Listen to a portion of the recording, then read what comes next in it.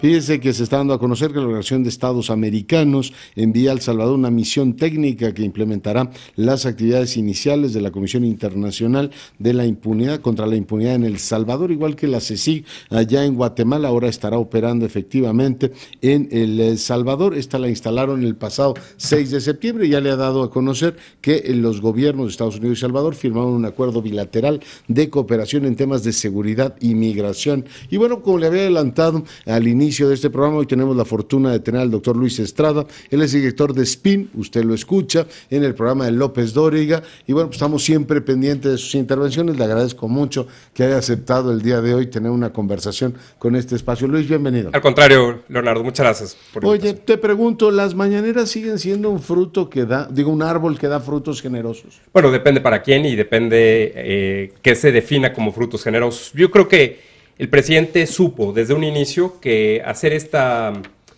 cuestión o este uso de una herramienta de comunicación como nunca nadie antes, eso es muy importante, ningún presidente antes en la historia y ningún presidente en este momento hace conferencias de prensa a diario, no, en ningún lado. Por supuesto, el presidente hoy lleva 294 días de gobierno, se cumplieron hoy, y 203 conferencias de lunes a viernes, que son las que contamos. Hubo las de Tlahuelilpan en fin de semana y otra en Minatitlán también en fin de semana. El presidente López Obrador, cuando está en las conferencias y sobre todo en las últimas que hemos visto, donde ya ha afinado un modus operandi de expresar lo que él piensa y lo que él quiere decir, pues entonces ya observamos que es una especie de herramienta que se dedica más a la propaganda que a la rendición de cuentas o a la transparencia. El presidente ocupa tiempo, casi 14 minutos por reportero, en contestar una pregunta que no todas las veces, y pues yo te diría la mayoría de las veces, no contesta. 14 minutos y no la contesta. El más eficaz para responderte el otro día es Marcelo Ebrard, ¿no? Imagínate la comparación. ¿Cuánto? 2 minutos. 1, 2 y el otro 14. Bueno, más cercano el ejemplo. Donald Trump, tú lo viste, acaba de dar una conferencia de prensa terminando el G7 en Francia. Uh-huh. No le quedó de otra más que tener que dar una conferencia de prensa, no le gustan. Y el presidente Donald Trump ocupó 2 minutos por reportero. Es decir, más o menos lo que se toma Marcelo Ebrard, como dices. Y en Estados Unidos los presidentes toman 30 segundos en promedio para responderle a los reporteros. Te preguntan algo y lo contestan. Y lo contestan o dicen no lo tengo y pues lo mandan a alguien más. Aquí el presidente, sabemos, él contextualiza, como lo denomina, y entonces ocupa ese tiempo para irse a referir a todo lo que ha pasado anteriormente a él en el periodo que él denomina neoliberal. Déjame que te cuente, limeño. Imagínate, dice, ¿no? Imagínate, lo ha repetido varias veces. Y se arranca y dice todo lo que el presidente quiere contrastar con lo que sucedía antes, pero muchas de estas afirmaciones, de hecho, lo que dice que sucedía antes, no se puede probar, son muchas anécdotas. Una que hemos observado que repitió, que ya últimamente no ha dicho, pero últimamente me refiero, para nosotros los tiempos son en semanas, esto debe haber sido un par de semanas, cuando decía que los funcionarios del gabinete anterior ganaban hasta 700,000 pesos. Eso no se puede probar y después vimos que era falso. O sea, en el mejor de los casos no se puede probar, en el peor es falso. Eso todo salió por un cálculo, como decimos, ¿cuánto ganaba el director del Infonavit? Del Infonavit. Un cálculo, por cierto, un colega del ITAM, pero pues ahí se aventó un cálculo medio chicharronero y le puso ahí todo lo que pudo para decirle al presidente que eso ganaba el director previo, el Infonavit. Salió en la publicidad oficial. Y se lo cumplió, o se lo creyó el presidente y lo repitió varias veces, y eso es falso. El instituto para devolverle al pueblo lo robado, cada vez que dice el presidente que ya se creó, eso es falso también. No existe. No existe. Bueno, tiene otro nombre, ¿no? Pues el que dice él no existe. Entonces, ayer me decía Guillermo Valdés que cuando se refieren a eso sube a 77% la aprobación. O sea, a la gente le encantó esa idea. Va a decir, aunque no sea cierto, vamos a decirlo. No, a ver, eso, mira, te voy a decir, sobre la aprobación no hay todavía una herramienta confiable que pueda medir la asociación directa entre las conferencias de prensa y la aprobación. De hecho, yo te diría, hay una razón por la cual ningún presidente la está haciendo en este momento. No he visto que el equipo de Emmanuel Macron le haya hablado a Jesús Ramírez para que los ayude a organizar conferencias de prensa diarias para subir la popularidad de su presidente. Más bien, decía, concretamente hay otras cuestiones. En esto de lo robado a la gente le suena de maravilla. Por supuesto, ¿no? y la corrupción. La corrupción, que es la palabra favorita del presidente, la dice en promedio 9 veces por conferencias. Llevamos 203. Es decir, cuando el presidente tiene toda esta... repite? Es la que más repite. Cuando el presidente tiene toda esta parafernalia de discurso que busca, por supuesto, reforzar sus argumentos, pues entonces no está contestando, está más bien dando otro tipo de mensajes. Ahora, si nosotros vemos, o lo que el presidente quisiera es que la gente viera las conferencias, pues tampoco estamos muy seguros ni de que las vea, ni de que tengan impacto. ¿Cómo le está yendo en números? Fíjate, los ratings nosotros no los podemos conocer. No hay ratings. El propio gobierno, pues suena interesante que el propio gobierno no haya publicado sus ratings. Dicen que lo ven en todos lados. Recordemos que solamente un canal de televisión abierta lo transmite en vivo. Los otros noticieros, fragmentos, sí, o en vivo, o enlaces, o lo que sea. Nosotros lo que observamos es la audiencia o las vistas que los seguidores del presidente en Facebook van haciendo. El presidente tiene 6,5 millones de seguidores en Facebook, que es muchísimo. Sí. La primera conferencia, que ha sido la más vista de todas las conferencias, solo la vieron 1,400,000. 1,400,000 es muchísimo, pero es una parte muy menor del total. Y solamente para que cuente como vista se necesitan 3 segundos en la línea de tiempo de la persona, no tiene que verla completa. El promedio actualmente es de 485,000 vistas. Se ha bajado mucho. Muchísimo. Es menos yo te diría menos como el 7%, el promedio. Y las últimas 10 semanas está como en 350,000. Que como tú dices, sigue siendo un montón de gente, pero si lo comparas con el otro dato, claro. Pero aparte son sus seguidores, no olvidemos. Entonces, esa por una parte. Creo que la parte de los seguidores, pues, obviamente de 7 a 9 de la mañana, todo el mundo tiene algo más importante que hacer. Yeah. E incluso en las redes, pues, ocuparán sus datos en cosas más importantes. Y en términos de poner la agenda, que eso es un debate que me parece interesante, que ojalá y se aclarara un poco mejor.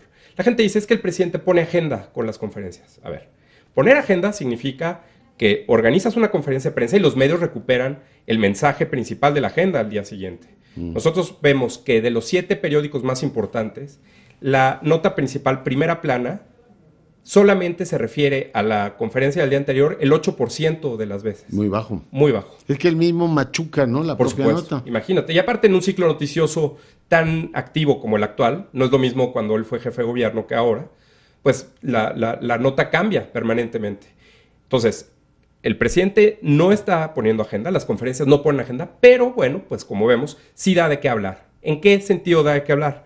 El presidente actualmente, de lo que llevamos de las 203 conferencias, bueno, las 200, ha dicho 6,851 afirmaciones que no se pueden probar. Eso da un promedio de 34 por conferencia. 34 que no se pueden probar. En el discurso del 1 de septiembre, el presidente dijo 91 que no se pudieron probar. Un ejemplo.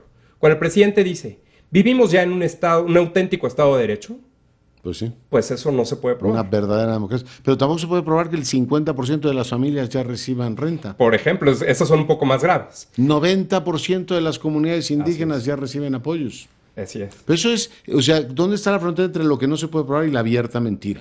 Cuando propaganda pura. Cuando las afirmaciones del presidente no tienen un sustento, que es prácticamente, yo te diría, una buena parte de las conferencias. La esencia de las conferencias son estas afirmaciones, en las cuales, repito, se genera un debate en el que alguien puede decir, sí tiene razón el presidente, no tiene razón. El poder político y el poder económico ya están separados. Pues define, ¿qué es eso? ¿Sí?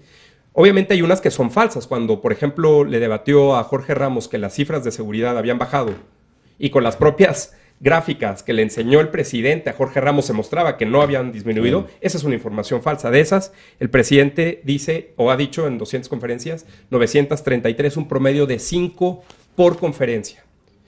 Entonces, vamos viendo cómo todo este contenido se va perfilando en lo que el presidente quisiera que se repitiera una y otra vez, porque repite, obviamente, si hace referencias a la historia, pues la historia solamente pasó en especialmente la historia que él quiere contar, pues tiene un número muy pequeño y finito de sucesos. Entonces, ha repetido muchas veces. Vuelve una y otra vez. Y eso, pues, también pierde un poco de impacto noticioso. 2 cosas más que el presidente hace. Te vuelve a contar la del neoliberalismo, entonces, no, esa ya se la oí 20 veces. Cuando dice que Salinas es el padre de la desigualdad moderna, los coeficientes Gini de desigualdad, de hecho, se reducen cuando empieza la época de Carlos Salinas. Entonces, por ejemplo, esa es una afirmación falsa.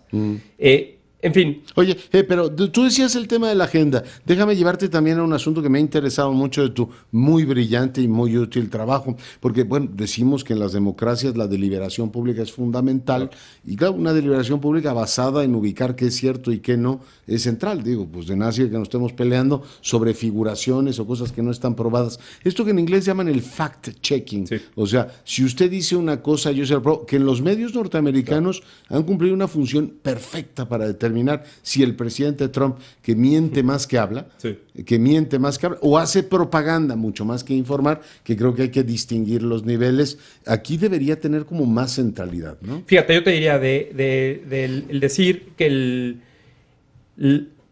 el factor o la importancia de verificar los hechos en Estados Unidos puede tirar una campaña de un candidato inmediatamente si alguien dice algo que no es cierto. A ese nivel, obviamente está mucho más entrenado y la información es mucho más fácil o mucho más dispuesta para que alguien la pueda usar. Como sociedad tenemos una relación diferente con la mentira o con lo que no es verdad. Yo creo que más bien lo que hay es una especie de falta de costumbre con la exigencia y la rendición de cuentas, que pues obviamente ha avanzado como nunca antes en este momento en la historia de México, pero aún así nos falta llegar un poco más.